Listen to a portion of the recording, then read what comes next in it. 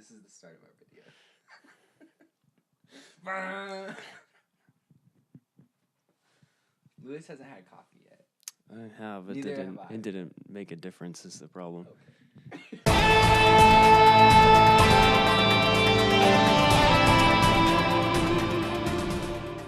What's up, guys? Welcome to a morning edition of the news. We actually just found out. We knew already. You know it now, though. Yeah, we do already know it, but we also just found it out. 7 a.m. this morning, the Bethesda Fallout 4 website premiered a new trailer. All in-game footage, actually. No CG in this trailer. No. Despite it being it looks like kind of the opening cutscene, if you will. Looks a lot like the Fallout 3 trailer, right? Where it starts on something small and pans back for a long time. That's their like signature. That's their thing with the trailers, yeah. This one's a little different. It's a side pan out of a house, but it still gives kind of the same feel to it. It's a little more. Well, there's a dog. There's also flashbacks. Yes. So it's not exactly the same. The flashbacks I found actually to be the most interesting part of the trailer. Okay. Gives you a little bit of a glimpse into that pre-Fallout, no pun intended, world. So what did you think of the trailer, Nick? I really enjoyed the trailer. I thought it was a really good entrance into what the cities look like, the color palette, what all the people look like, their character models. I'm really looking forward to Fallout 4, so we'll see what happens at E3.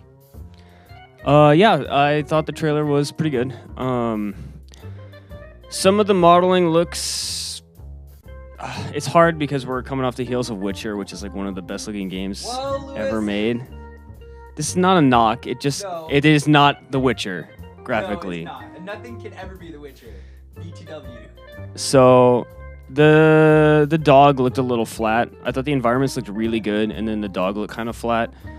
The color palette is really nice. There's a lot of variety in environmental design, it looks like already, which is a nice change up from the last game I played, New Vegas. Fallout 3 is basically green, and then Fallout New Vegas is basically like orange. That's a little generous. It's like tan. Tan, and then in the dark, it's very dark blue, like navy. Yes. This is a lot of bright colors. The cities look very vibrant. There's a lot of stuff going on around the areas as well. So, also, people were wondering if it's not just Boston. Some places look like Charlestown in their environments as opposed to like Boston proper. So we'll see how far the world goes in this one. I'm looking forward to it being like super gigantically huge. And I think that's how we can forgive the graphical comparisons to like, The Witcher, is that Fallout or even Bethesda is really good at making large expansive worlds. Not to say that Witcher's not a large expansive world, but it also doesn't load the same way either. So well, you're playing on a console, so for you. There you go.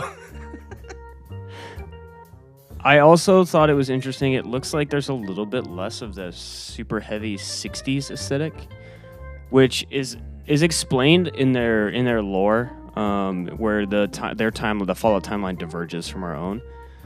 But the 60s aesthetic does nothing for me. I do not care for it at all. So I'm actually very happy to see that everything looks less 60s-fied and a little more 60s influenced rather than this is a 60s car that is burned out that had a nuclear engine in it or whatever nonsense. True. So I'm looking forward to playing a proper Fallout game. It's coming. Do we know when it's coming yet? Look for more news at E3. Stay tuned for more. The news you knew already will be back next Monday, and we won't be talking about this since we talked about it already. So look for interesting info from us. Follow us on Spreaker, iTunes, WordPress, andnowjustlisten.wordpress.com. Tweet us at andjltweets. Email us at andnowjustlisten@gmail.com. And thanks for tuning in.